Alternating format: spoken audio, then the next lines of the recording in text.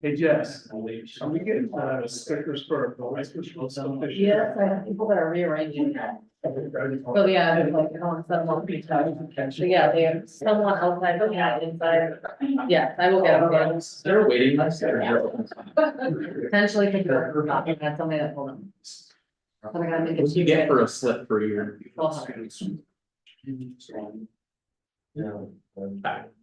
He's getting out of check right now.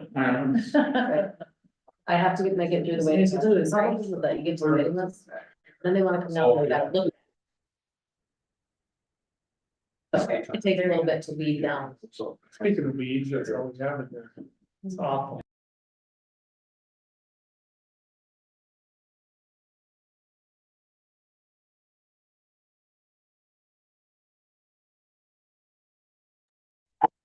These are- Chris, you wanna touch your volume here? Oh, You have to do- Yeah, it was. Okay. Chrissy, can you test your volume? Oh, yeah. Can you guys hear me? Yep, there we go. Okay, sounds great. Thank you. were you the one who said you hadn't seen them?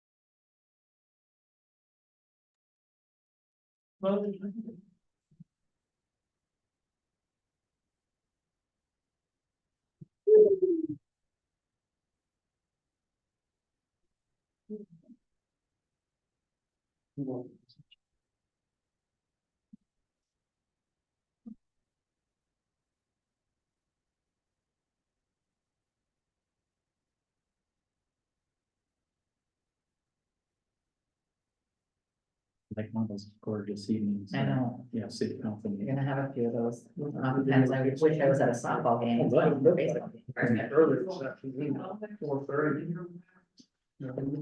Lightning, The field looks like a river. okay, From what I understand. our girls are in Preston, so. it's good.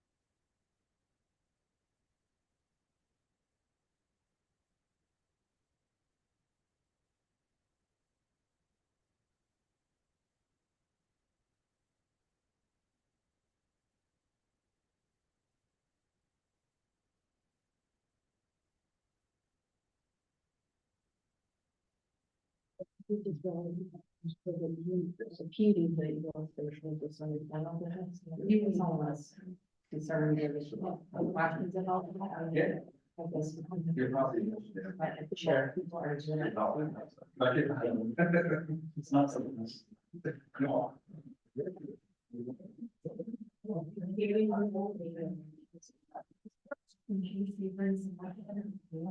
Or maybe then figure out.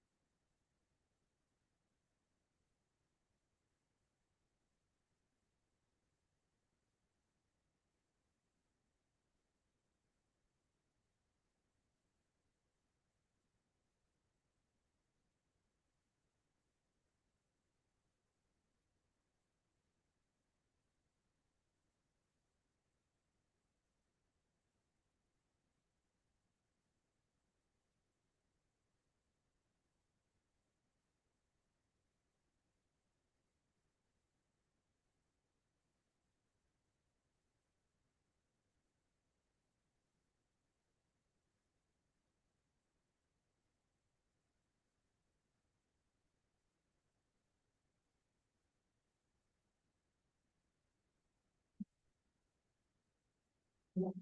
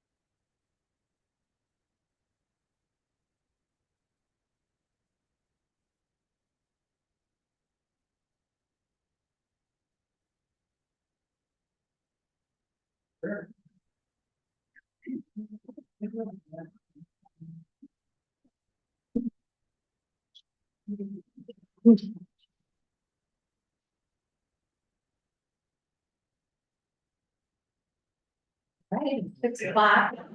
I'm going to call us to order for this evening's meeting.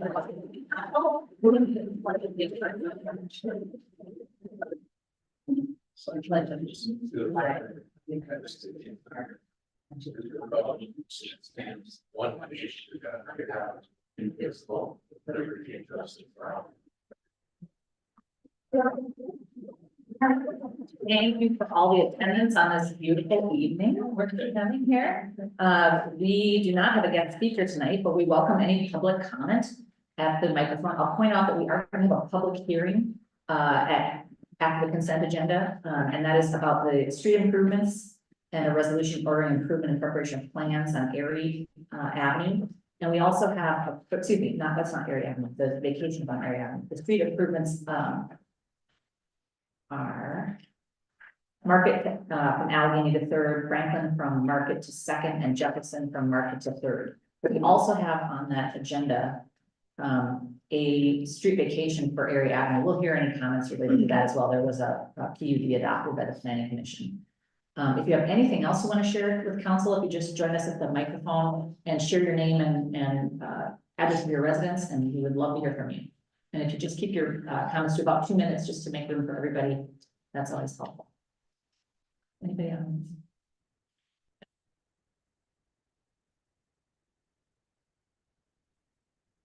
And if anyone online wants to make public comment, you just unmute yourself at the bottom of your screen and go ahead and speak, and council should be able to hear you.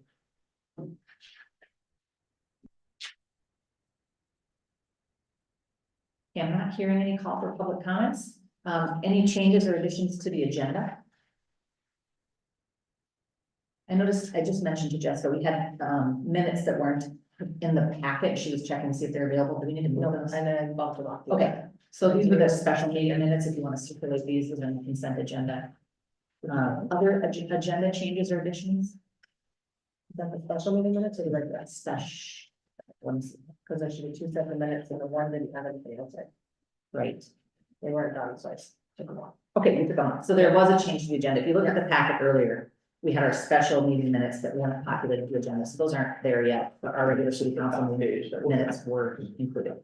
We have a motion to approve the consent agenda. We have the local board of appeal and equalization minutes, the journal entry policy, which enhances our, separation of duties that was recommended by the audit.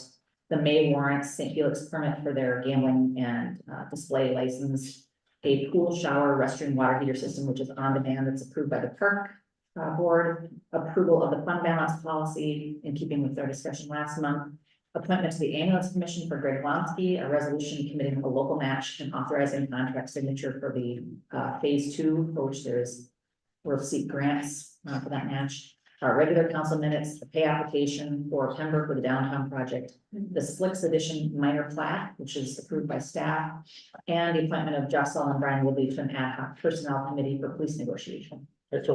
Second. First from Tim, I heard chorus over here, but Brian's closer to me. Do we have any further discussion? All those in favor of approving the consent agenda, say aye. Aye. Approved, same sign. All right, and now the public hearing. So if anyone has any comments they'd like to share about either of these items, the hearing is specifically for the street improvements, and we'll probably be able to answer any questions you have and give Brian a minute to discuss the project. But if there's a, should we do that first? Maybe that helps. It's up to you. Yeah, let's do that first. Then if anybody has any questions or comments after, then know.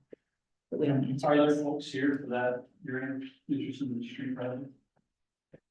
I guess I'd ask, I do have this presentation if you want me to go through the whole thing. Sure thing. Okay. So, this is the improvement hearing for the 2024 street improvement project. If you go to the next slide, it shows the streets that are proposed for improvement for this project. It's basically Market Street from Allegheny Avenue down to, I guess Pierce or Third Street, whichever you call it there. And then a couple of blocks of Franklin there and a short little piece of Jefferson, as highlighted in yellow. The proposed, you can go to the next slide. The proposed project is basically a mill and overlay project, so it's similar to projects that were done in previous years in the city. In 2014, we did kind of the very west end of town. In 2016, we kind of did the streets surrounding the downtown area. And then in 2019, we did a bunch of streets kind of in this area of town on the east side. So very similar, milling on the pavement, putting down 2 inches of new asphalt and some improvements. How we decided to do these streets, so every few years, with Tony's help, we go through and we rate all the streets in town, so we can decide what types of maintenance treatments we want to do. We use this Pacer method scale. We rank the streets based on the condition. And these are the rankings for those streets. They're either between a 4 or a 6 on the rating scale. And those streets are typically the maintenance treatment you want to do as a mill and overlay, as opposed to fully reconstructing or just doing crack sealing and chip sealing on those streets. So that's why these streets were selected. If you go to the next slide, they all fell into that mill and overlay category. These are some photos of the existing streets. Market Street, you can see some of the really poor conditions on the streets. So that what resulted in the ratings for those streets. Go to the next slide. That last picture actually showed some of the asphalt curb and gutter. That's kind of deteriorated along the street. Most of these streets have asphalt curb and gutter as opposed to concrete curb and gutter. Next slide. So we also looked at the utilities, existing utilities to determine if any improvements should be made for those. Usually with a mill and overlay project, we don't get into the utilities because we've got to dig utilities up and that will turn it into a reconstruction. Storm sewer, right now there isn't a lot of storm sewer on the job. The drainage kind of flows along the surface to other streets where it's collected in storm sewer elsewhere. The next would be the sanitary sewer. The sewer in this area is clay pipe. It's about 50 years old, but it's been lined previously with cured in place pipe liner and is in relatively good condition. The services have not been lined in the past. They are clay or cast iron, but in talking with Pat, he hasn't had issues with those services. So the next would be, next slide, would be water main. Okay, here it is. Yeah, sorry, water main. So the water main in town, like a lot of other areas in town, is cast iron pipe. That's 6 to 8 inch diameter. It's 50 to 75 years old. It's past its useful life, but you haven't had a lot of issues with water main breaks on this particular section of street. So to try to save costs, we're not proposing replacing that water main in town. We'll talk a little later about some of the things you should expect potentially down the road during the life of this overlay. If you go to the next slide, this is just the utility locations. We kind of skip that in the interest of time here. So as I mentioned, the proposal is to mill off the existing asphalt, put 2 inches of new asphalt on, and then replace the asphalt curb, the bituminous curb. We may do some spot repairs if we find some soft spots in the street, where we may dig the entire street up and put in some new gravel and pavement as necessary in the field as we find it, if there's some soft spots. And then there is a couple areas of concrete curb kind of by the county buildings there. If that concrete curb is in bad shape, we may do some spot repairs of that. Next slide. So what's the expected life of a mill and overlay? generally 10 to 15 years, possibly 20 to 25 years with proper maintenance. You, in Wabasha, you're blessed with some pretty good soils, sandy soils, which makes your roads last longer as opposed to other towns that have clay soils. So we're probably in that 20 to 25 year range. But I want to point out that with an overlay, you're putting new asphalt on top of old asphalt, even though we mill off the top. If there's cracks in the existing asphalt below, they will reflect through to the new asphalt. It might take a year, might take 2 years. There won't be as many cracks, but they will reflect through. So when we do the project, if you see cracks in the new asphalt in the next couple of years, that's normal. It's to be expected. That will happen. And then Tony would come back in future years and seal those cracks like he does on other streets. So you see cracks, they didn't do a bad job. It's supposed to do that. Next slide. Not proposing any storm sewer, just adjusting castings. This is another thing I want to point out with a mill and overlay. If there are bird baths in the street out there right now, little puddles that remain after the rain, when we do a mill and overlay, we can't correct those. The only way to correct those is with reconstructing the street, new curb and gutter, getting proper grade on the street. So there might be bird baths there today. There will probably be bird baths after this. They might be in a different place. They might be slightly smaller, slightly bigger. But again, if you see bird baths, it's nothing wrong with them. That's just what we see with mill and overlays. Sanitary sewer, no proposed improvements. Next slide. Water main, again, no proposed improvements. Mentioned that you don't have any water main break problems recently on that or any that we have reported. But that asphalt's gonna last 20 to 25 years. That means at the end of that life, the water main will be 70 to 100 years old. It's very possible in that 20 to 25 year period, you might start having water main breaks. So again, if 5 years from now, 10 years from now, there's a water main break, you have to dig up and fix it. That's just a risk you're taking. So same thing happened on the west side of town and these other projects that we've done. You got a lot of 100-year-old water main in town right now. This is actually kind of medium age water main for Wabasha. Estimated project cost is about $330,000. Next slide. Your policy is to assess projects like this. We've done that on all the previous projects you've done for mill and overlays. You have a local improvement policy that defines how those assessments are calculated. If you look at the policy, this would be a Class E improvement. Your policy is to assess 20% of the costs to the benefiting properties on a unit basis. The benefiting properties are those that abut onto the project from a right-of-way standpoint and a property line standpoint. We use the equivalent residential unit to calculate the assessments. Next slide. So an ERU is any single family lot, no matter how big it is 1 ERU. The only time you would be assessed more than 1 ERU is if you are a multifamily or a non-residential property. And then there's a formula in there to calculate how many ERUs it is based on the frontage of the property. So we do that calculation in the assessment goal. For this project, we've estimated that there are 40 ERUs on the project. So to calculate the assessment, we take the total project cost times 20%. It means you're going to assess $66,000. You divide that by 40 and you get $1,600 per ERU. So that would be the assessment for every residential property out there. When we ran the calculations on all the properties, the assessments range from that 1,600 on the low end. You do have a couple of non-residential properties. The highest was about $3,300. The average is $1,700. And those assessment amounts are very similar to the assessments that you did in 2014, 2016, 2019. So even with inflation, it's pretty comparable. The other thing to note is if properties were previously assessed, I think it's within 15 years. So you got 2 projects that are in this general area, the 2013 project, the 2019 project. If those properties received assessments as a part of those projects, for your policy, they would not be assessed for this project. So there are some that would have a 0 assessment. Next slide.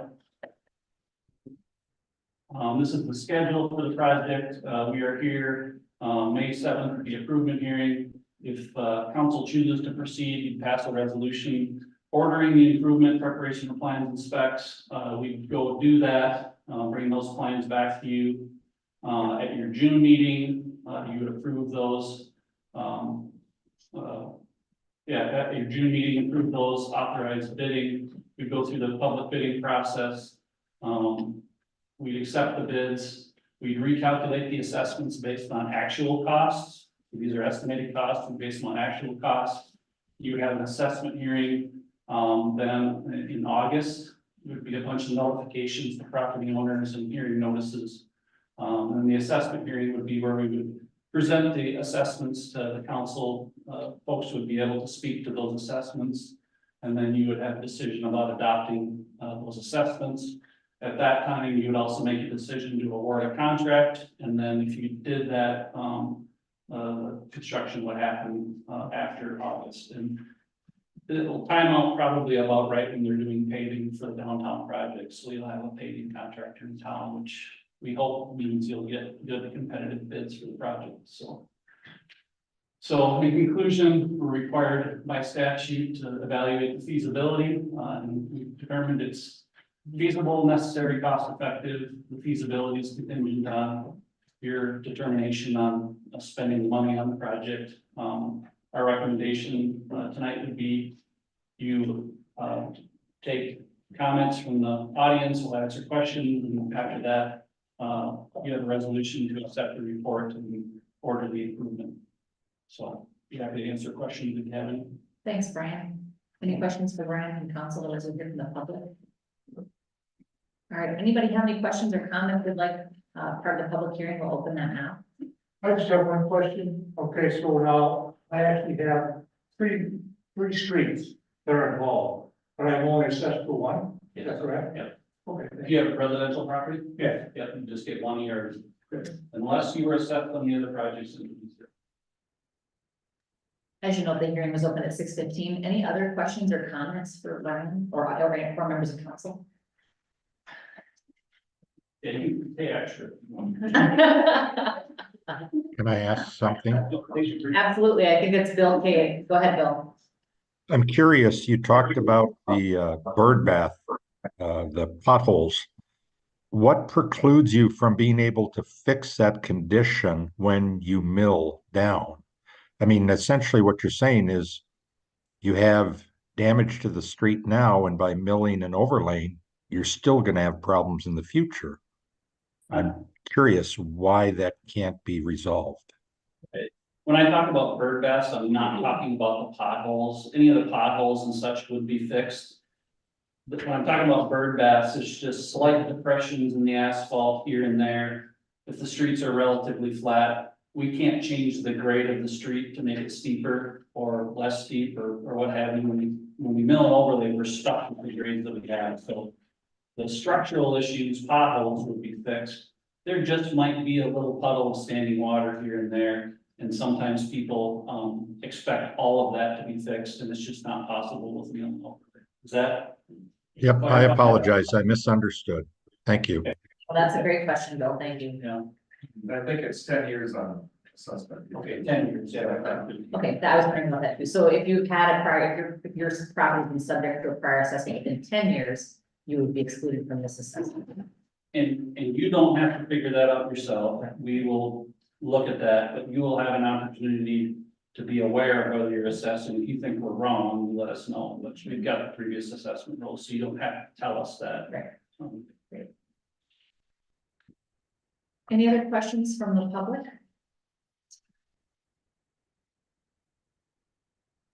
Just a comment, we've been setting aside CIP dollars for the past 2 years, so we do have it in the CIP budget. I reviewed all of that with Tony and Tyler, and we feel good about the expense. And what's a little bit complicated is we advance the assessment dollars now and then pay ourselves back. And we every time we get an assessment check, if they choose a payment option, that goes back to the CIP. So we advance the dollars and then pay ourselves back. And then there was money in there from prior projects that will help cash flow it as well. All right, I'll call one more time for public comment. Okay. Otherwise, hearing none, we'll close the public hearing at 6:18. And we have a motion before us to approve the, to approve the street improvements. We have a motion. For that. Second. I heard Jeff. I'll give it to Jeff. Tim's really quick. A first from Tim, a second from Jeff. Any further discussion or additional questions for Brian from council? Just that it's been adopted the 7th day of May, Brian or Wendy, and it says April on here, so we just wanna, we'll edit that, yeah, or where it says May, but up here, yeah, yeah. Well, Yeah, is that when the initial one was? Oh. Oh, yeah, That's correct. Yeah, it is correct. Okay, so everything's correct, alright. All right, we have a motion and a second to approve. All those in favor say aye. Opposed, same sign. Great, all right, and then I'm gonna allow one more item, just in case that's what people were here to talk about. Before we go back to our regular announcements, we have street vacation for a portion of Air Avenue. We say air, not Erie, right? Air. I want it to be airy because it's like an eagle's nest, but whatever, I didn't name it. Air is pretty too. So on this item, I don't know if we have a staff report. Yep, and then Chrissy? Welcome, Yes, I'm Chrissy. here. Thanks, go ahead. Do we have an echo? No, it's just loud. It's okay. If it's echoing for you, maybe we can turn it down. Yeah, I turned it down. You're loud and clear is the good news. Okay, sounds good.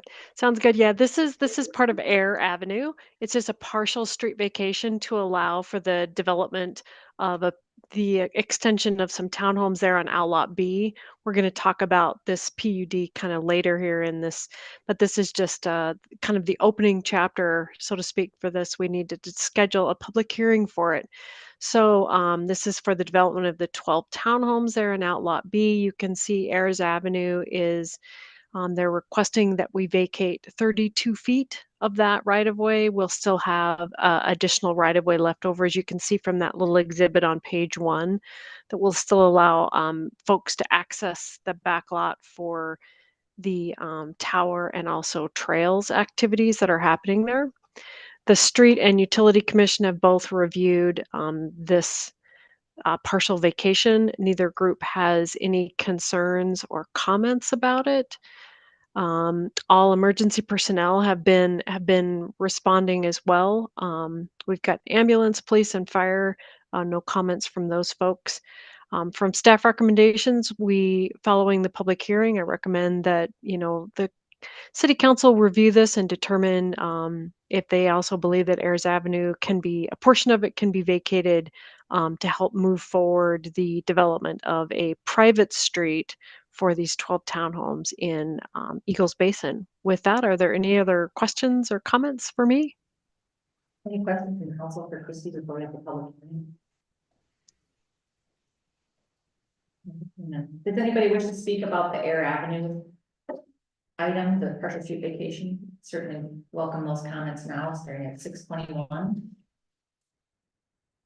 All right, we're never sure what people are here for, just general interest or particular items, so I'll call for public comment a couple more times in case anyone online has any comments.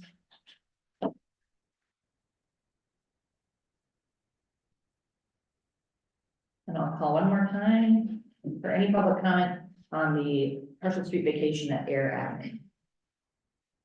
Sometimes the hearings are a minute long. That's just the way it goes. Longest minute ever. Okay, we'll close the hearing at 6:22. All right, and then we would have a resolution to approve this. I'll move. We have a motion from Brian, a second from John. Any further discussion from council or questions for Christie? Hearing none. All those in favor say aye. Aye. Aye. Opposed, same sign. All right, thank you. Get back to them. All right, with that, I'm gonna go back. I just thought I'd try something different since we had so many people here. It's such a nice night and we have our consultants on the line. I thought I would do what Brian just said happened to him at Winona City Council meeting last night and put that at the top of the agenda, but now we'll just return to the reports and then go to our general business. So if you'd like to stay with us, we love that, but we understand if you have things to do, we do not mind at all if you come for an item and then need to leave. So so we'll go back to my presentation. Yeah, thank you very much for being here. The big ones. Big ones are here. Yes. For For their item, yes, which is general business, so. We'll get to you, don't worry. Speedy as I can. You want to mix things up too much. But just for the members of the public who come and want to speak, I just want to make that a possibility for them. So this month has been really busy. A few things that are kind of peripheral, but I just wanted people to be aware the age-friendly initiative that came to council is alive and well. We're going to be trying to get on the park board agenda if they have an agenda in May. But that work is going to manifest into a community survey to identify domains that are important to aging-friendly communities. We were not selected for a full application for further Blandon funds. I looked through the proposal and I immediately was leery. They're really focusing on the most rural and the least advantaged communities, which is a good thing because we know being small communities, it's hard to find funding. We are not the most rural and we are certainly not the least advantaged. So in a way, that's kind of a fortunate spot to be in. We will not be receiving those funds. We had a dual application for indoor and outdoor public placemaking in the library and under the bridge, but that won't happen with those funds.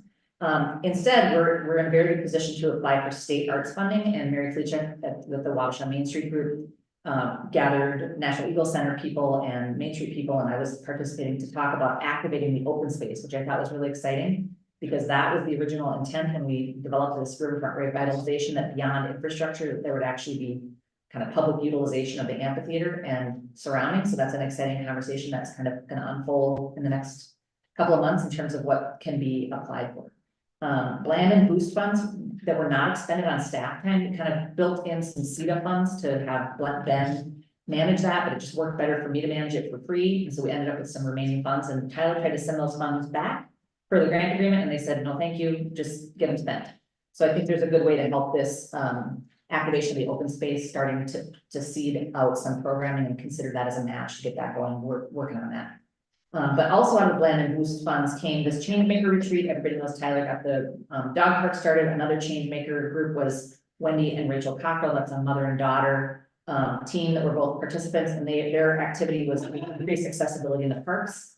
So Wendy and I had a nice meeting yesterday. We put forth a boost application to get this accessible swing, which is going to be really cool. But she would like to think bigger, and every time there's a park improvement or every time there's a park addition, adding accessibility and inclusivity to parks with a variety of things, not always big play structures, but enclosure, or there's really amazing park equipment is just blows my mind. It's so much different than when I was a kid, or even when my kids are kids. There's musical features. So she's going to revive a group. We were convened as a committee of very busy people, and that we kind of lost steam when we realized none of us had the bandwidth to make that a priority, but Wendy does, so that's exciting. The watch committee met, and Chrissy Mills from the State Housing Tax Credit Program gave us an overview on that project. Just ask one of your favorite watch members about that. It's an interesting opportunity for people just to invest in housing, regardless of whether or not Wabasha tries to put together a project.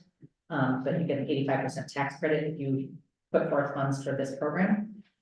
Humongous thank you to staff and Keller Bartman for the housing, Minnesota Workforce Housing Grant. It was a big lift, and now we have good content to work with, which is always a good thing because that money is not in hand and that's not promised. It's a very competitive pool. So we'll be lucky if we get it, but if we don't get it, it's good to know about things like the tax credit process where we might look for another source of funds.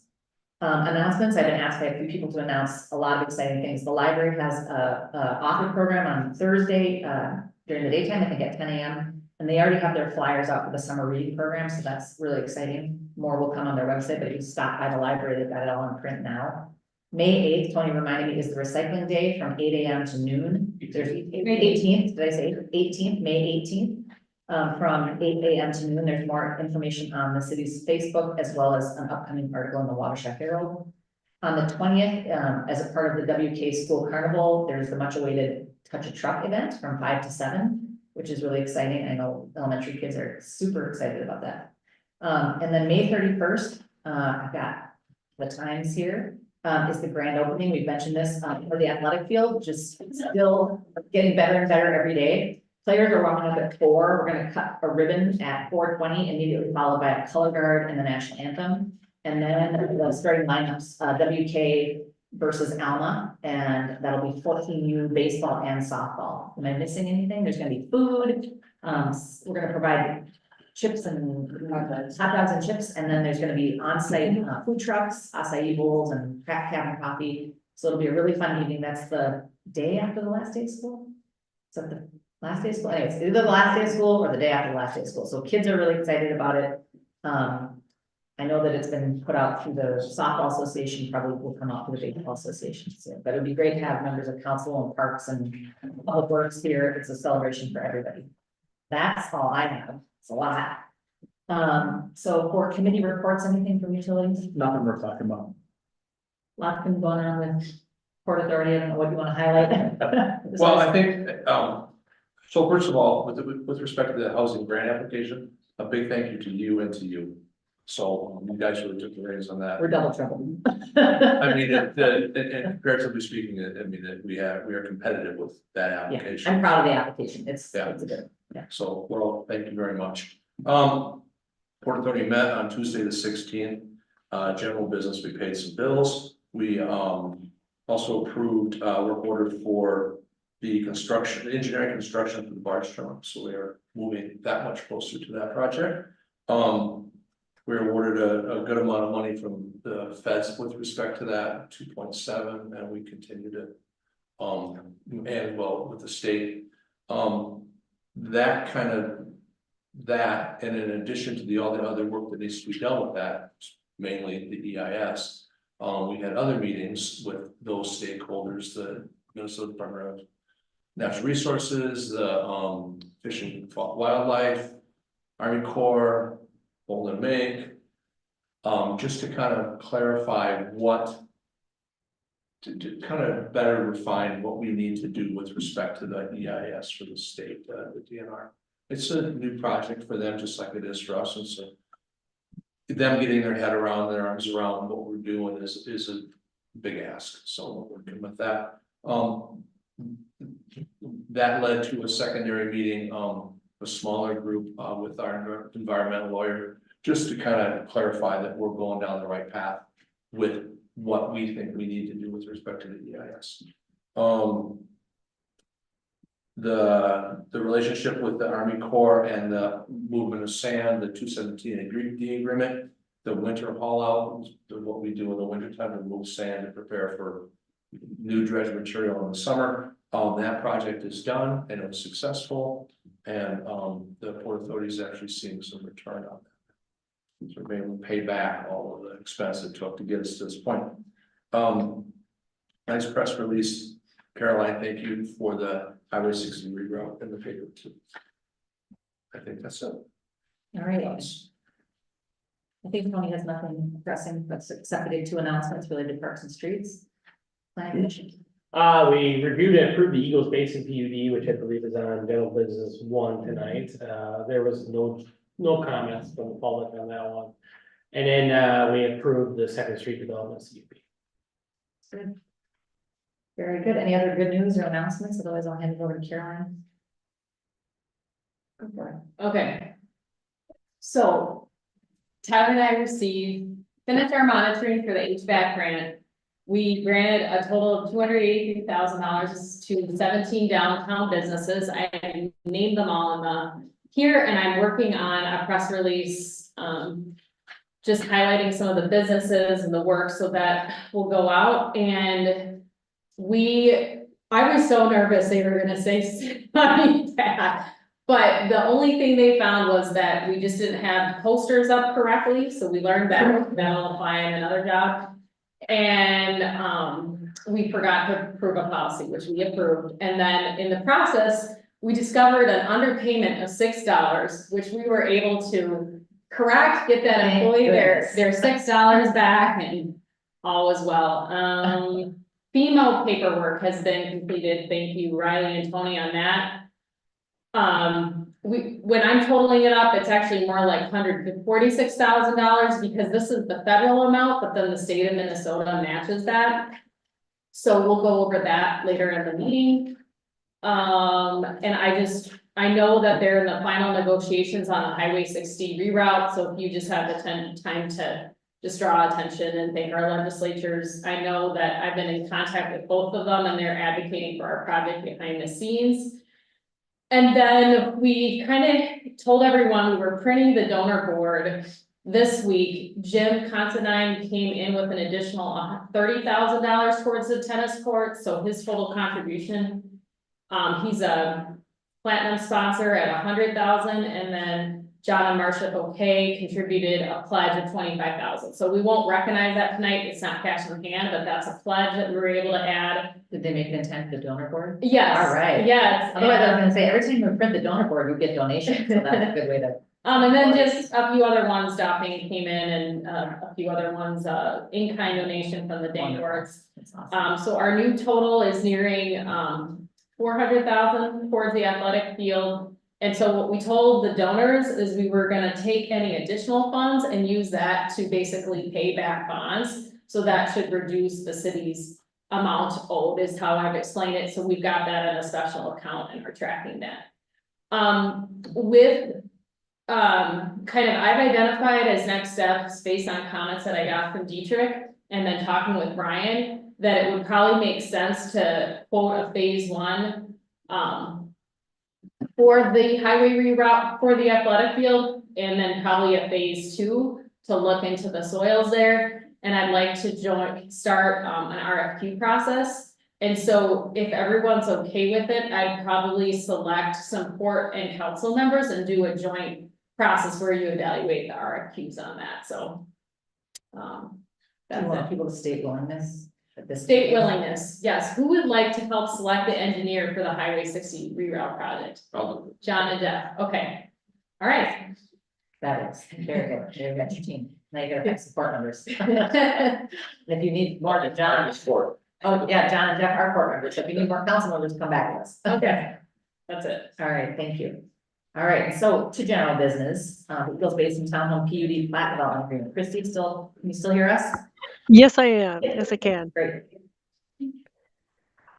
Yeah, so I'll go through a quick report and then we can see if there are other comments or questions from the audience.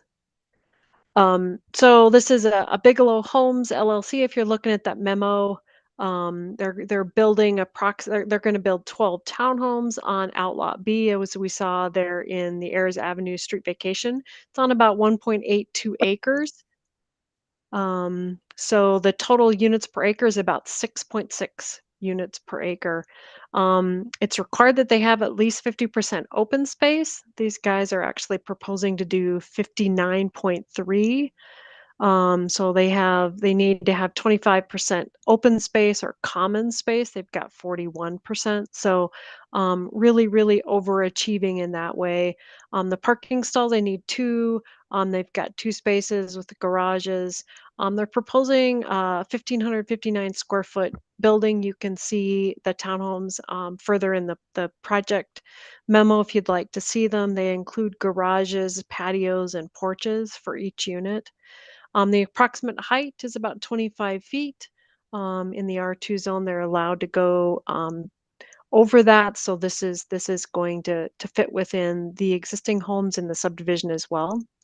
As you guys are aware, this is part of the Eagles Basin PUD. As you can see from that first page there, it's going to be part of that PUD. There are existing declarations or private restrictions there, and we've added to that in this section, so you can kind of see that further down as we've defined exactly what are the existing standards that we're going to build for Outlot B as part of this packet. We'll get there. It's still going to be low density residential, as we said here. We've got the 6.6 units per acre. They're maintaining a common setbacks for their buildings as well, which is also really nice. We're achieving front yard setbacks of almost 32 feet. 20 feet of the townhomes will be along the private roads, 30 feet between the townhomes, and about 25 feet backyard. So the original plan will actually look very similar to the existing setbacks needed in R2. So it will fit, be very compatible with the single family homes that it's going to be around. They are proposing a 20-foot wide private road. As you can see in that first site plan, you can see how that fits in. All of the utilities for the project will be connected to public. You can see I put in just a snippet of those utility plans so you can see what that looks like, but they will be connecting to 21st Street and essentially doing a loop around the project with private utilities and then connecting back up. There is a 60-foot hammerhead or a turnaround at the end of this and along that private street. We had one gentleman who called in, wanted to make sure that there would be no parking there. He also had issues about, determining whether there would be street lights or what the lighting would be. I'll let a representative from Bigelow talk about that. And also some concerns about how far this turnaround will be from that property line or the next street, and I'll let Bigelow kind of address that as well. Um, so I run through this. We've kind of gone through the PUD process, kind of has a lot of steps, big processes, just so you guys are aware. Bigelow's been on an adventure with us since about December. We met and looked at the concept plan, which we then presented to the Planning Commission back in January.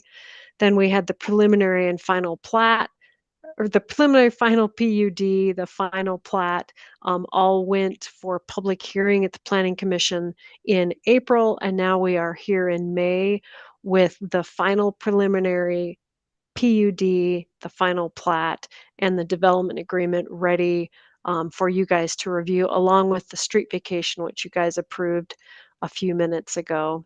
All of those PUD standards are listed there on page 2.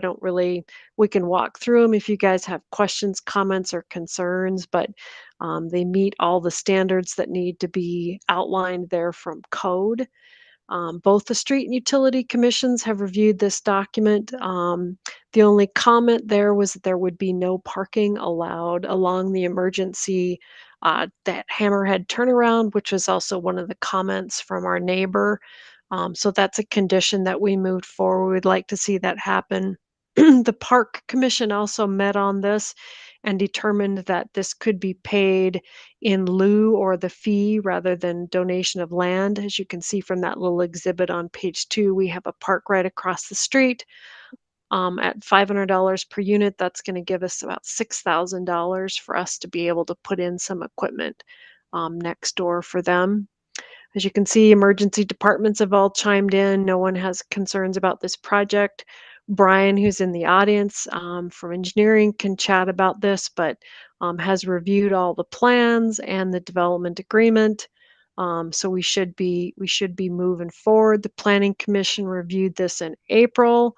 There were no public comments at that point. The commission reviewed it and approved it unanimously to send it to City Council. With the one condition there that we would have no parking there along the turnaround. And last but not least, I wanted to just briefly touch base on the development agreement, which is also part of this. And then I'll get off your guys's dime here and you can move on to public comment. But staffers reviewed the development agreement. We're really kind of down to just the 2 main sections. One section is section 7, which is actually the engineering, administrative costs, and oversight or observation section. And Brian's here; he can certainly talk to this. But the total project cost for this is about $410,000. You can see from page 3. That's kind of that highlighted number. That's the estimated total cost. Between G Cubed and us, as we review this, we've kind of reduced that down to the public sanitary sewer and the public water main. So we're kind of eliminating that private street. That's the major cost. So then we're down to $140,000. So we're reducing kind of that administrative cost from 41,000 down to 14. Sorry, lots of numbers throwing at you here. And I put this little caveat in here that the owners, representatives are going to talk about this. So I just wanted to let you know that they want to reduce this number even further, and they will chat with you on that. Brian and I have discussed this too. We just want to let you know that Section 7, these are just estimated costs. And we put these numbers in because we think that's kind of where those observation costs are going to be, and would rather provide them with something that may be not a sticker shock when it happens, but these are just estimated costs. And certainly as we do the observation, we will do our best to be very cognizant of the time we spend. Moving on there, we've got section 29 of that development agreement, which is also, largely about costs. And the key here is that we have agreed with the applicants to eliminate the private roadway costs. And that's just a little under $200,000, understanding that it is private, but we wanted to at least outline to you guys that in the letter of credit, we're reducing it by almost half the cost of the project. So it's going to leave you guys with a little bit of risk if the project doesn't move forward, but only in that entry level or first part of the project. As Bigelow begins to develop this project, and they spend that at least $200,000 in funds to build this project, then the risk is kind of reduced. But we have agreed to this. So as Carolyn, and Brian have looked at these quite a bit, and we've agreed to have the lower number for oversight to leave for letter of credit. And I believe Bigelow is in agreement with section 29. They just want to talk about section 7. So with that, that's a lot to say. We did have the public hearing, you guys, for the street vacation, so we've agreed to that. But staff recommends that after city council reviews this, that we agree with the final PUD plat and plans, the Eagles, and finally the Eagles Basin Development Agreement. If it's approved, then we can move forward to get this DA into function, operation, and the project built. With that, are there any questions of me?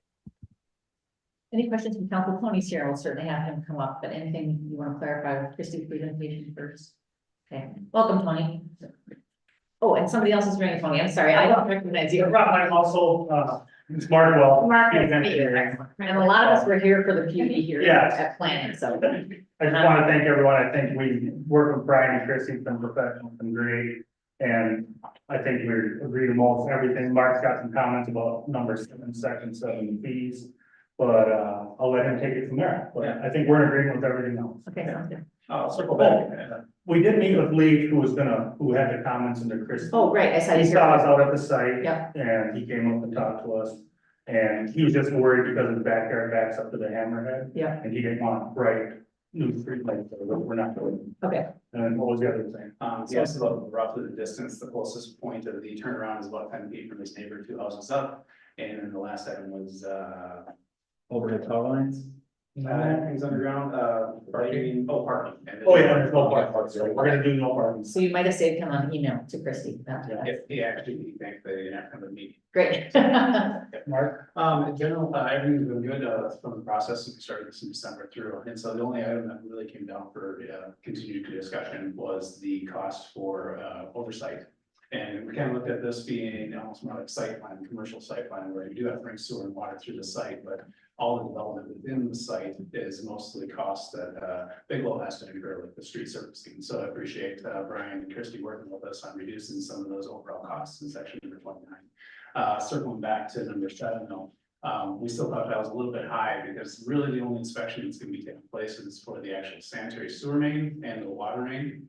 And those still have to go through all the regular testing and everything before they're brought online. And Bigelow is going to have a lot of the responsibility when the services are hooked up. It's still have to go through all the testing. They're going to be the one that has the warranty for the houses and everything. So we're looking at how much would there actually be needed for the oversight other than that sewer and water.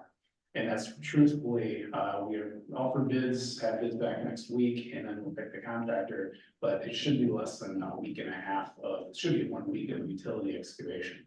And so we think that that cost for oversight, we just want to make sure we have that under control. So we're proposing $10,000 not to exceed. But that's for you guys' discussion, but we do believe that it's actually gonna be a very, very short time frame for construction oversight.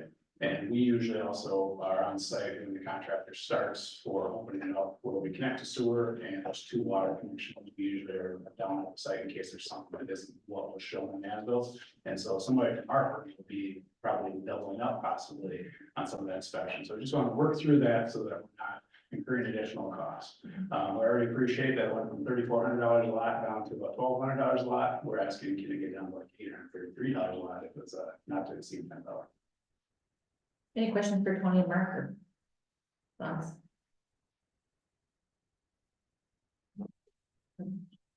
All right, well, thank you. Thank you for your time. And with regards to that item, you can be seated if you wish. Any questions for Christie or Brian?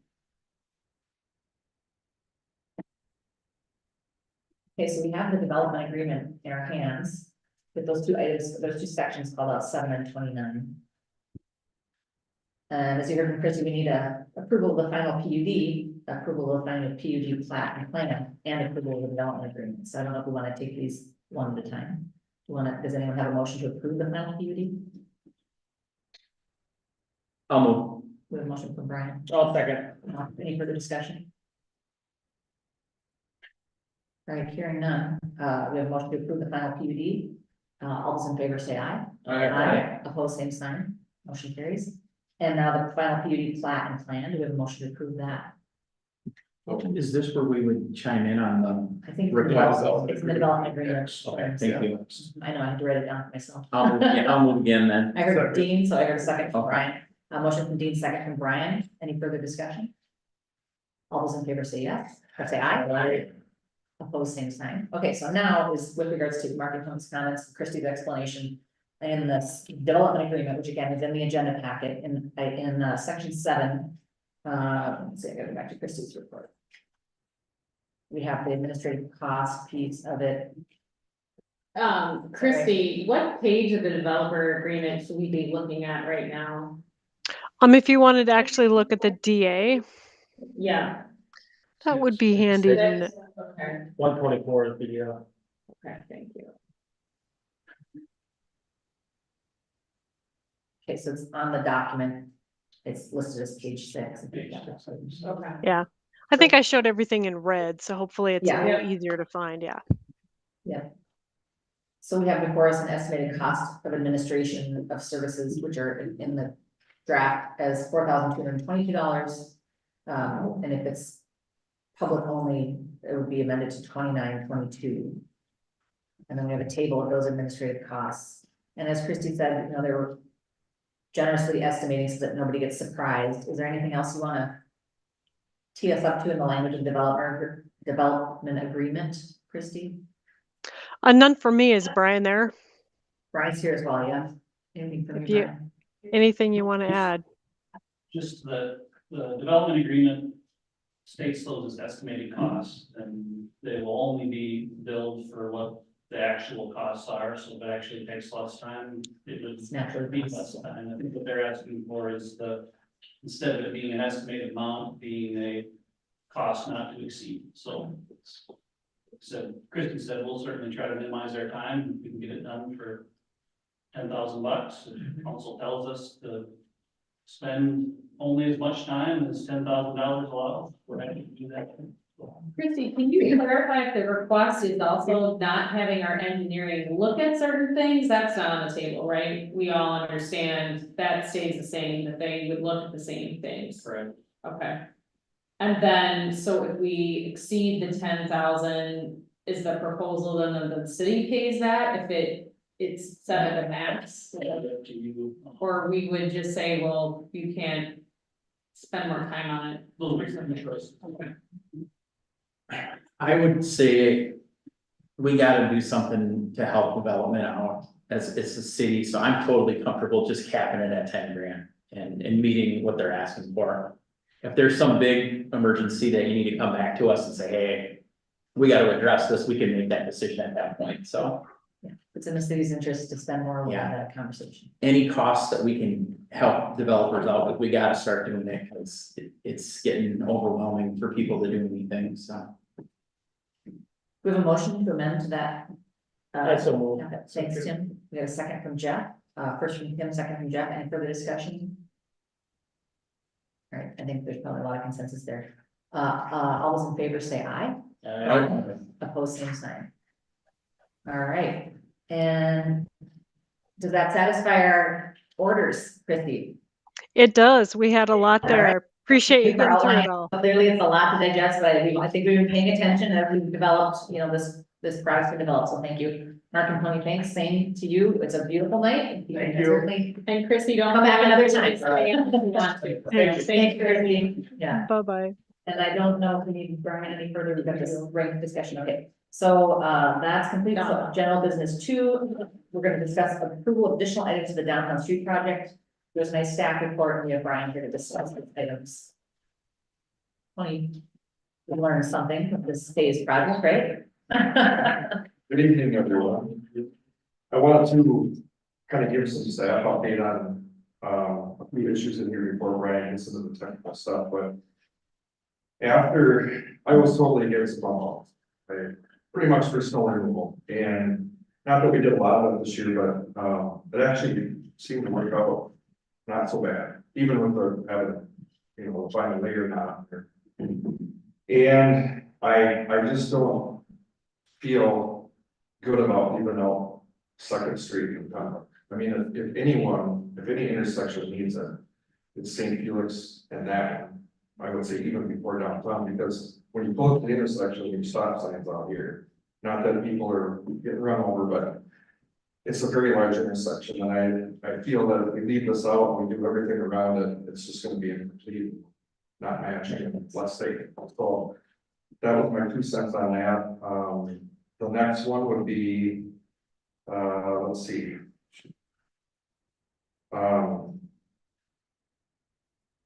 Allegheny Avenue. So when you go down and look at Main Street and you look at Big Joe Alley, there's gonna be a half a block that's not completed. And it's not gonna look very good, it's not gonna function very good. And we wanted to bring that one, plan, I don't know if you wanna show that, about the added sidewalk. More of a plaza look between Big Joe Alley and Main Street to match everything.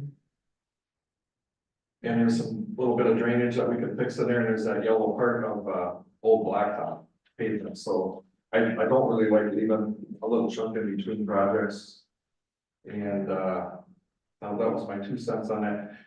Hills Hardware is having a tough time with their storage too, and this would help alleviate that, and give more room for, ADA accessibility on the sidewalk. Their back ramp to the building is way off, hydrants in a bad location, the dumpster, we have no room for the dumpster, so. I think it would kind of finish off the location, and then the third part, if you go back by the post office, there's gonna be a section of blacktop that's not gonna get done between the rear entrance of the post office and then the construction limits on Main Street. Again, why would we leave a section of old blacktop, we have to fix it 5-10 years, so. There was one more addition, Caroline, do you want to bring up that popcorn park picture? The part of Popcorn Park concrete is going to get removed and replaced due to water service for the drinking fountain and elevation changes. Yeah, that didn't work, okay, sorry. That might work. Is it in that plan? Well, I can go to Popcorn Park, it doesn't show what we're talking about, but I can point it out, yeah, that. We had that street view one that you. Yeah. Yeah, give me time while he talks Yeah. about it, but here, I'll just go to the Popcorn Park. So we met down there today and we discussed, okay, water and sewer, do we put water and sewer in there? And then we went back to the park plan, and the park plan indicates that we're gonna put water and sewer to that lot. Possibly when we do Second Street, or closer to the VFW, so we can save some money there. We still have to do water shut off and work with the hydrant and different things in that corner.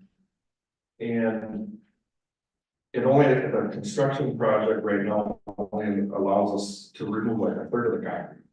So if we only do a third, the other 2/3 are still gonna be back behind the planters, they're all uneven, they're out of our tolerance for tripping hazards. It's old concrete and it's like a huge lake back there, so.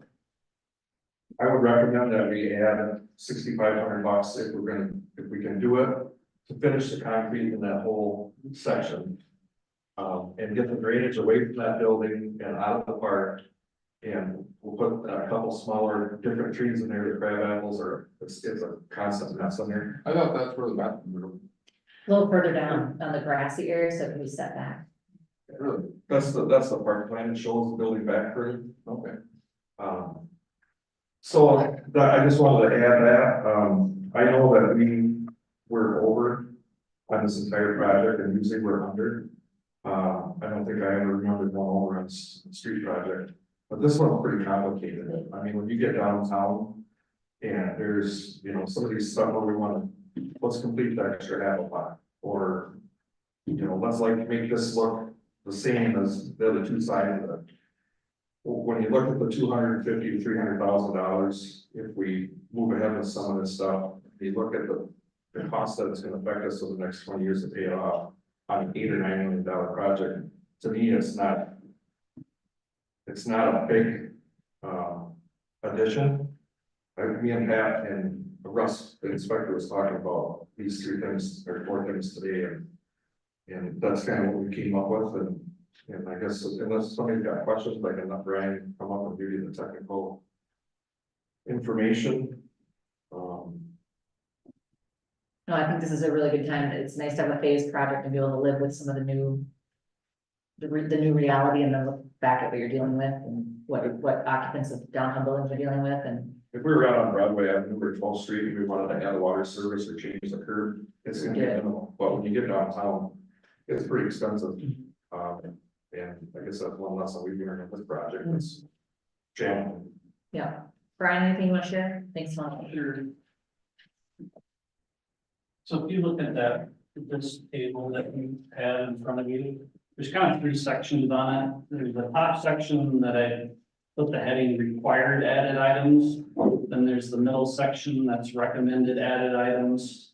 And then there's a bottom one that's possible reduced costs. And then there's some totals down at the bottom. I just wanted to talk about the required added items.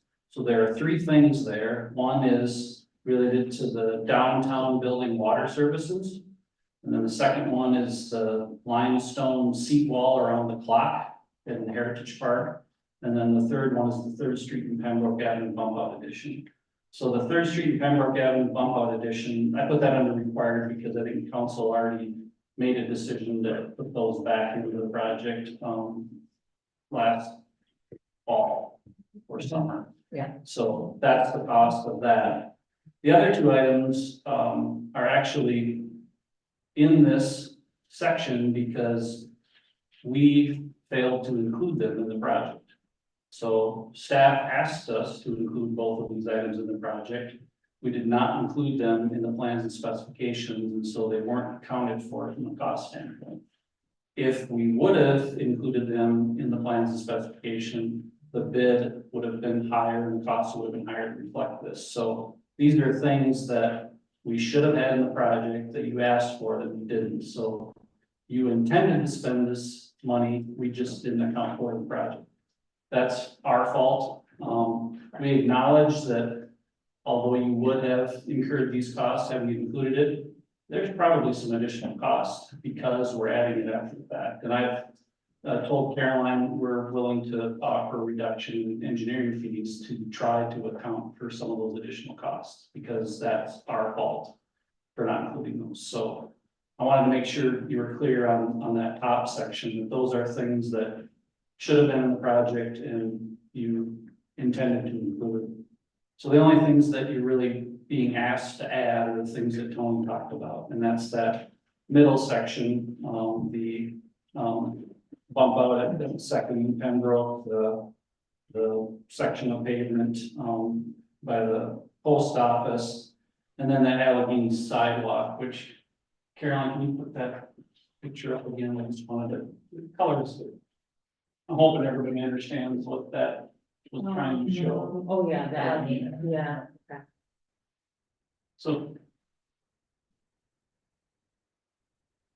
if you look at that, the purple is some new sidewalk that we would add and make wider there. And Tony mentioned, yeah, that area is cluttered. The sidewalk's very narrow. Bill's Hardware stores some materials along there. What this would allow is a continuous ADA compliant sidewalk connection from Big Joe Alley to Main Street all the way around. Right now, if you're walking down Big Joe Alley, that's all ADA compliant. And if you want to come back to Main Street, there really isn't a good sidewalk connection right now. So that was the intent to add that back in.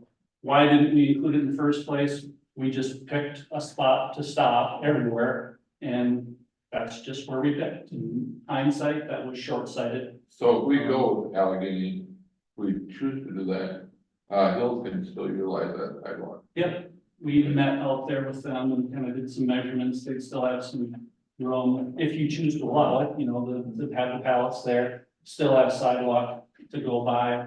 We'll make a little spot for their dumpster, their driveway that goes into their garage door there will be a little less steep, we'll move the hydrant, so it would just be a much more attractive and passable area.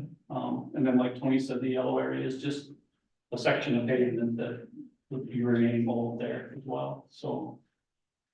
And then, so the pump out, then one talk about the pump out thing in second, which I agree with, it just. If you were gonna do that on any intersection, second someone to do it, it's a huge intersection.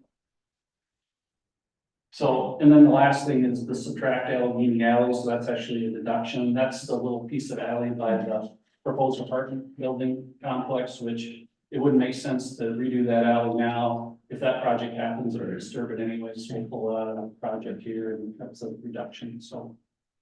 I did bring you one reduction in cost. I wish I had more, so. Can you walk us through the borrowing? Oh, yep, so. So do you have room for these additional costs in the project? You've got a total of, built into your finance, you got a total of $300,000 in contingency. That contingency is split up between water eligible items for your PFA funding, sewer eligible items for your PFA funding, and then you've got a local contingency on your local project funding. Because a significant portion of $250,000 is related to the water side of the project, that's technically eligible for that PFA funding at a lower interest rate. And because I don't think it's wise to use up all of your contingency on the project now, when we're only halfway through the project, it's meant for unforeseen items that we haven't had a lot of them outside of this added stuff, but we also haven't dug up half the project either, so, or maybe third of it or whatever.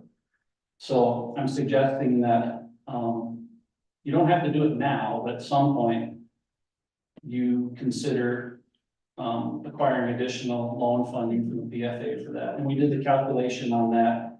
If you were to, add in that, additional debt service for the water services at $250,000, it would add $16,000 per year in debt service, which is about a 4% increase in the debt service for the entire project. So like Tony said, it's a $16,000 isn't nothing on an annual basis, but it's 4% of what you have for the project, and pretty minimal in the scheme of the $8 million project, so. And I think how it shakes out for the utilities department is we just have huge capital expenses and we've been adopting, I think, Brian, are we doing 2% or 4% or 5% a year? We've been on an aggressive water sewer rate increase so that we keep it steady and actually would know this, we still get complaints about it every year. Was it 4%? Yeah. So I don't foresee that we would necessarily need to jump everyone's water rates up to 6%. It just minimizes, you know, takes a little off of what future debt capacity is on future projects. I should mention too, I don't know the final answer to this yet, but you are eligible and you're on the funding list for lead service line replacement funding for this project. We've had, I think, 6 lead service lines that have been replaced to date on the project, and we're expecting some more. What I don't know is how much grant funding you'll get per service. We have to work that out with the PFA yet. Certainly the pipe itself is eligible. But we're going to argue, and we think we'll be successful in arguing that a significant portion of the surface restoration above, meaning the pavement, curb, sidewalk, all those things that you're gonna build anyway, but it's a part of the water service. So it could be close to $8,000 to $15,000 per service. So that would be additional grant funding potential for the project to help offset some of these costs as well. I just You can't. submitted something for that, right? And signed something? The environmental Okay. exemption for it, yeah, so we're working through that process, and we understand that's reimbursable, which isn't common, but they are willing to reimburse for prior incurred costs through the lead service line replacement funding.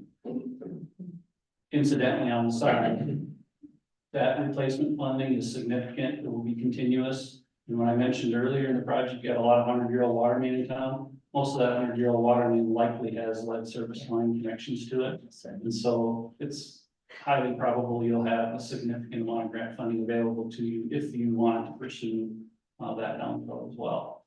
There's also supposed to be a homeowner, private property owner component to lead service line replacement. So we're looking into that as well, because we have a few homes that are deciding to replace the private side or the past the right side of the water service, so.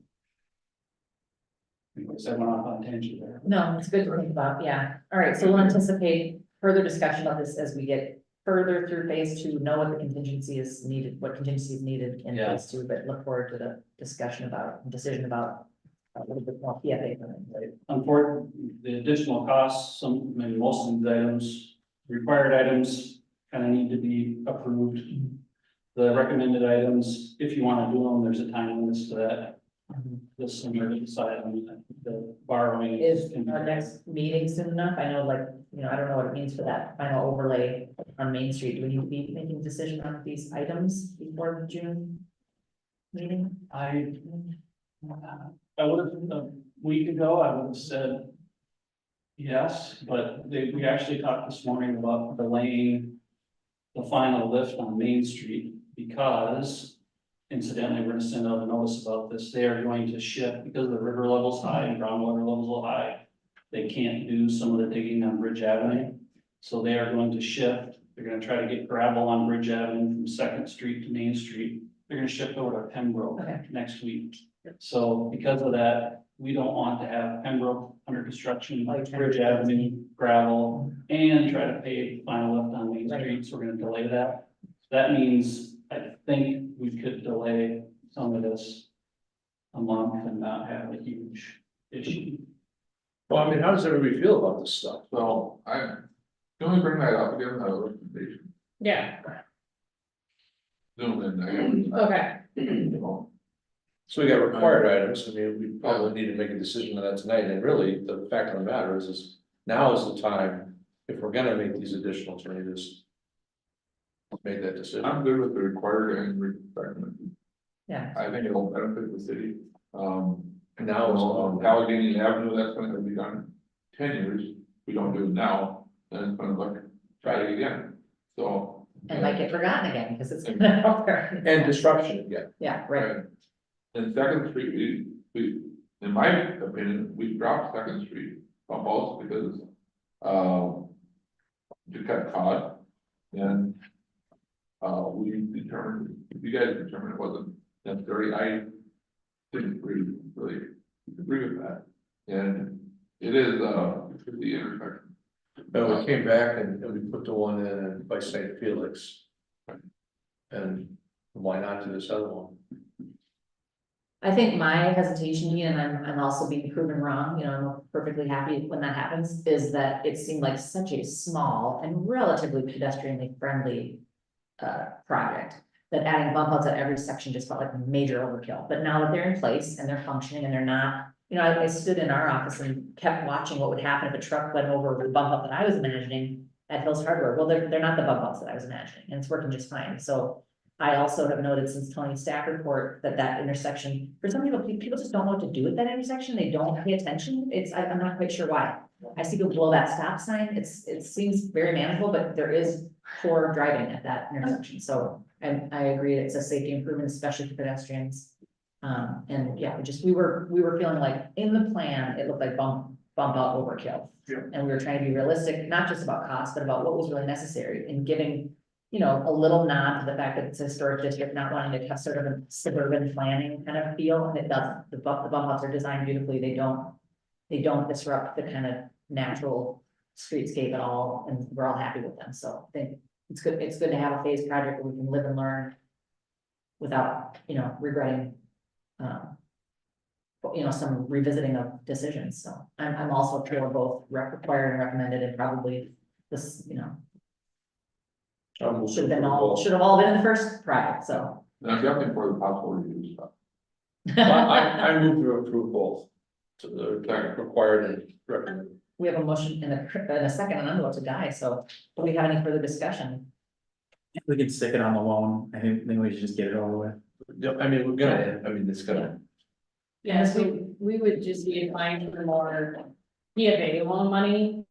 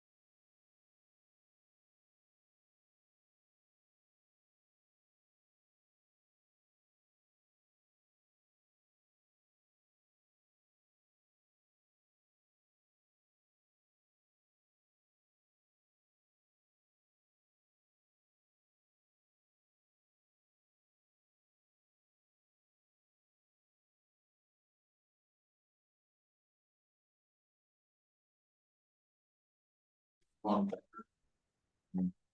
mean, you could do asphalt, save money on it, but you're talking 10, 15 years, it's gonna be, Yeah, I crack and grow. and it's not as nice, of a it's not as nice of a. Yeah. skate park. I kind of look at the tennis courts and Yeah, right. volleyball courts and hockey rink, it's all nice, it's concrete.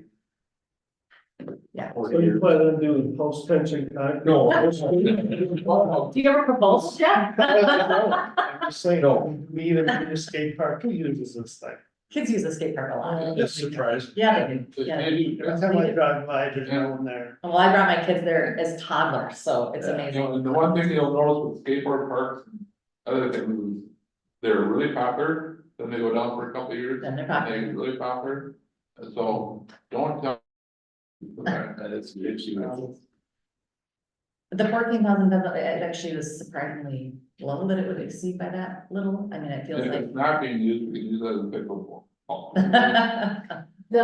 We originally estimated the cost to replace on Malone Park lighting to be 55,000. And then the low bid came in at 20,000. It was nice. 29,000. Let it open up, Yeah, so that, money that we could use, but we can only use it for. and then we were able to reimburse a lot of public works time, equipment time that we had already expended as part of the general budget. So, Yeah, to me, it feels like the fruit of good labor, and I know it wasn't easy, but it seems like it finishes the athletic complex, actually gets our park products out of that flooded zone, which is what FEMA wants you to do. The volleyball, when that comes to, that's just a matter of moving, excavating, hauling that sand up there, cement the holes in. I mean, Yeah. that's, this is the last, I guess, biggest ticket item I would see that. We'd have to spend money moving from the athletic field. How many elements from the skate park would be moved over? All. The money for that center section has to go to that center section. Yeah. Go to anything else. Cause that's when they got it. It's just crazy how expensive those pieces It's are. insane. Yeah, I did not realize that. 110,000 to replace the whole thing. That whole set cost of 30,000. But that was probably 25 years ago, right? It was when very good over. Now they're even more expensive because they all aluminum structure underneath, they're not treated wood. And we had a hard time getting FEMA to approve this because we weren't putting in just like we got, well, nobody makes treated wood Yeah. frames anymore. So So dads, you bought those for like months on, I mean, how much time you got in it? So, all said and done, you're saying 12 or 14 out of the CIP, yeah, and the rest is FEMA money. it sounds. Move- That's when we say it out I loud. it's got wrecked. But, I guess, yeah, one thing, I mean, yeah, if there's any uncomfortability about this doesn't have to happen tonight. I'm trying to do it while Pember's in town, Right. which they'll be downtown, Yeah, but. I mean, I'll if make that's, motion to approve. if that's it. We have a motion to approve, do we have a second? Second, Any further discussion? is this concrete? Yes. yeah. Okay. Good with that? Okay. Your second is Yes. Sam's. All those in favor say aye. Opposed, same sign, thanks. I know how busy this crew is, I don't want to delay their decision on doing this, it's gonna be a complete project, so thank you so much for all that work, I'm sure it was, do you have any gray hair yet, That guy right Riley? there, we wouldn't have got He's too young. for half gray of hair. this money without. Yeah, that's great. So, and all the work that you did is a foundation for when we eventually will have additional flooding, which is, expected. All right, the hockey rink, basketball paint striping discussion. and then Brian and Small is also here to comment on the basketball. Hoop as well. Good, I was gonna bring that up. So Yeah. striping first, Tony? Yeah, so I've gotten some more information. In the last, we've been trying to jam this in before the agenda was Thursday, and we didn't get most of it until late Thursday. So some of this is a little jumbled up, and I'll try and straighten it out.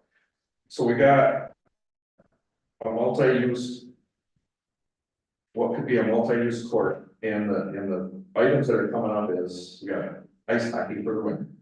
We got roller hockey, which can happen during the summer. We got basketball court that could be striped because we got basketball hoops. And pickleball. So like, can you do temporary striping or? Yeah, you can do If temporary, needed. yeah, if needed. Okay, so talking to Theory TM, which I think you kind of, Brian, was that who you're talking with or how? I was gonna mention that I am not the roller derby guy, that I don't know where that came from. I never talked to anybody about roller hockey. I thought you sent me an email. No, it's not me. Oh, well, you're in now.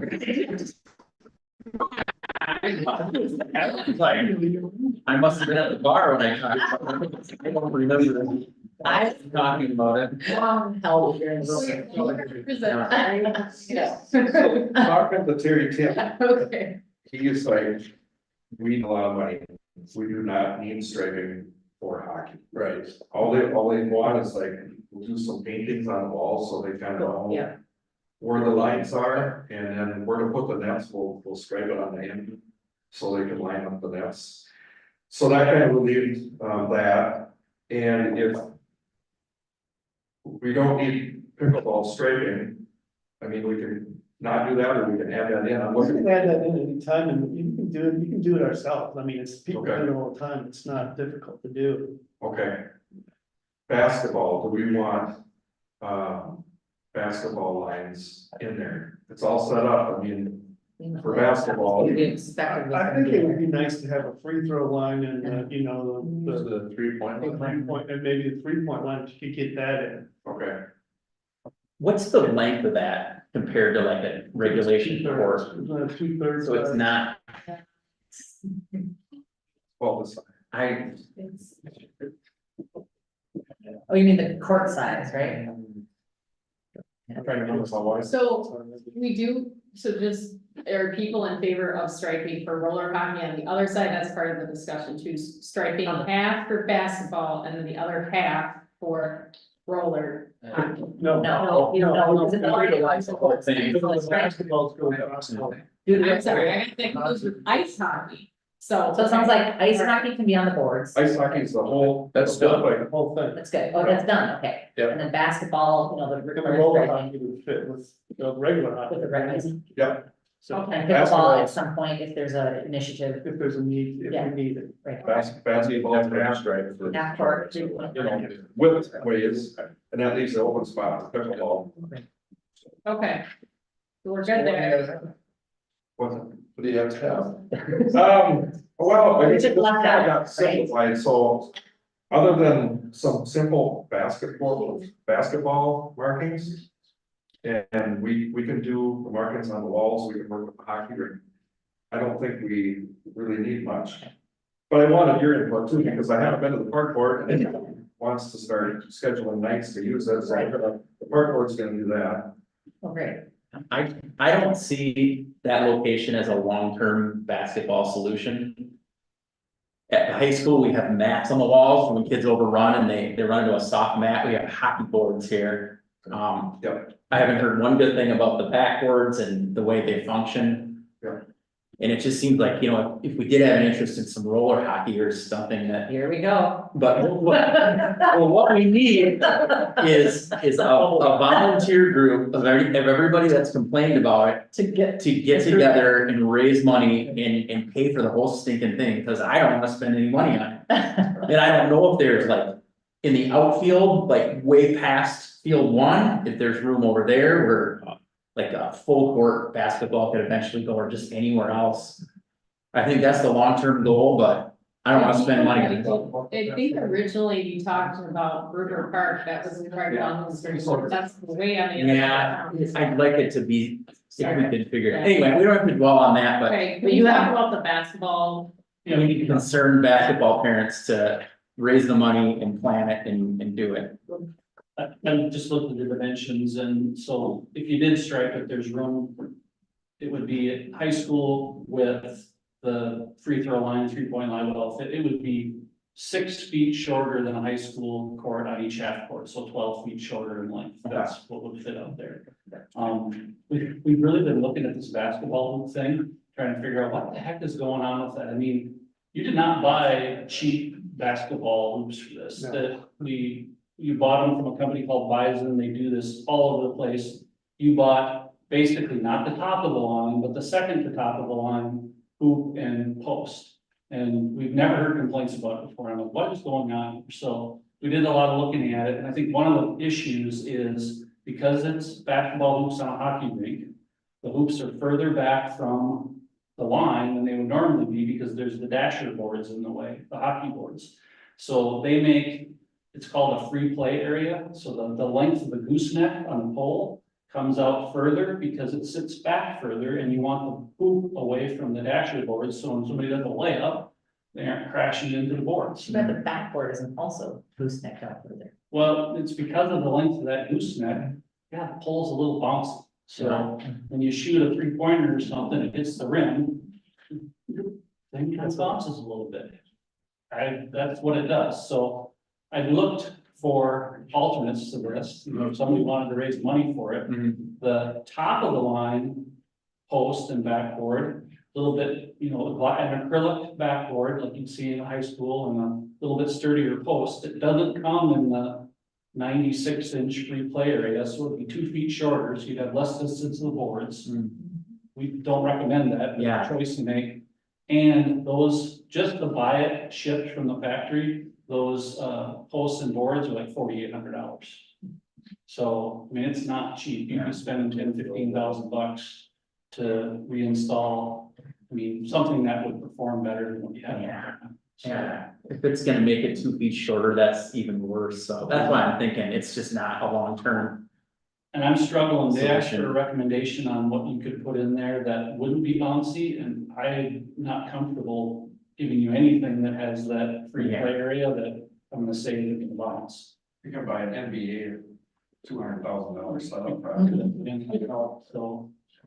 No, no, All right, well, future, But it came up at the athletic steering committee, and then we were able to learn that Kellogg did opt for the top and basketball. so the fancy It doesn't have. it. But they don't have the ring to contend with either, they don't have the. Right. So.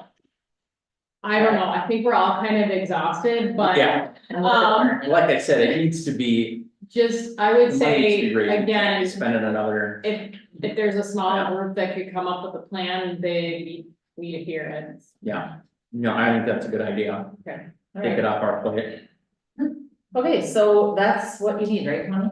No. Nothing, okay. But it's good for us to know, so it's good for us to know, because, you know, it is good, and with the grant helping coming that we're all aware, you know, I haven't gone out and shot, I'm not shooting hoops on that court, so I don't know, so that's good. All right, and now reclassification for Assistant Public Works Director. Yeah, okay, Carolyn. Yeah.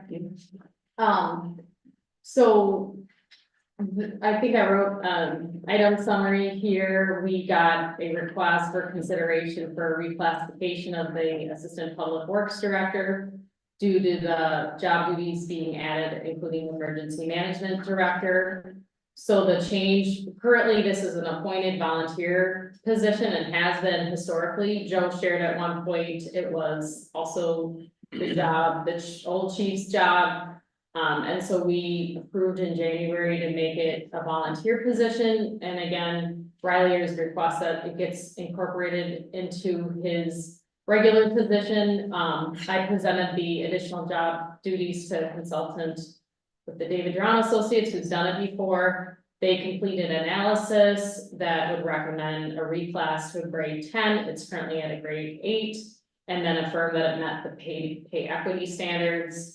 A budget adjustment incorporated into this year. I included in my estimates for the cost of the skateboard park. We got some funding for just all the grant management costs, which was nice, so we have extra revenues there. And then in future years, we would have to incorporate it into the public works and emergency management budget. And then I just put, if council wants to go to this to an ad hoc, that's an option. Riley just requested if it could go ad hoc for people that would be available to meet this week, to get a final decision. Tony? Anything from you, or is that? Not really, I think I shared most of my thoughts on the work that he's done, with the FEMA. And that probably paid some of this for the next 10 years, but, done a very good job of it, and combining it. I mean, he did a lot of the work during public works anyways, and at home and after hours, so. That's about all I got. Any feedback about the reclass and or the desire to have an ad hoc committee? Personnel. So we used to have, this position used to be filled for $2,500 a year, correct? And now we're gonna have one filled for what, $8,000 a year? Is that good for the taxpayers? I mean, If it's well why done, isn't, I mean, you know, when you think about the work that was done around FEMA, if it's well done, I think it is worth it to the taxpayers, but, you know, it's not a light decision to make a reclass of any position, but. I mean, that's my answer to your question, I mean, is there some reason the police, the fire chief can't be doing this job anymore? Or, I think his job is placed for the public. I think it's probably fits more into the public works. kind of in that professional public works category of work. I'm really hesitant to do anything before the police union negotiations as well. And I know, Riley, you're on a timeline to make a decision, so that's not gonna line up, because we're not meeting, even our first meeting until June. Do you anticipate the police union advocating for this to be a part of anybody's job in the police force? Cause I don't think they will. No, Well, you know, police negotiations are important, but I don't think they'll get us any closer to, you know. and just in terms of overall budget. Is what I'm thinking here.